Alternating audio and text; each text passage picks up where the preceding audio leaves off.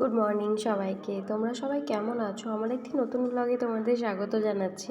আজকে দেখো সকালবেলা এত কুয়াশা, এই কুয়াশার মধ্যে আমি যে কি করে বাইরে বেরোবো বুঝতে পারছি না। এটা তাও তোমাদের যখন ভিডিওটা করছি আমি তখন 7টা বাজে। বড় অলরেডি অফিসের জন্য বেরিয়ে পড়েছে, এরকম কুয়াশার মধ্যেই ও বেরিয়ে গেছে আজকে। প্রায় অনেক বছর পরেই এত ঠান্ডা পড়তে দেখলাম। এবছর প্রচণ্ড ঠান্ডা পড়েছে। বারাসাতে যখন থেকে থাকছি আরও বেশি যেন ঠান্ডাটা অনুভব করতে পারছি।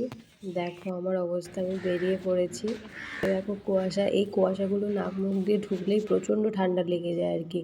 এরকম একটা সিচুয়েশন, এখানে এত ঠান্ডা। আর যখন আমি অফিসে পৌঁছাচ্ছি বা বাগুইআটি যাচ্ছি আমার বাপের বাড়িতে, তখন ওখানে অতটাও ঠান্ডা নেই।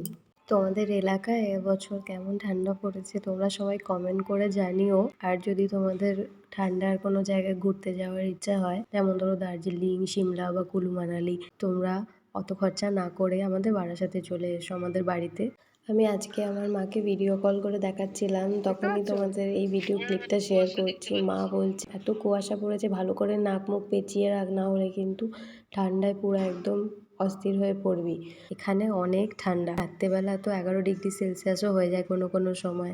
আজকের মতো ব্লগটা এখানেই শেষ করছি। দেখা হচ্ছে নেক্সট ব্লগে। বাই।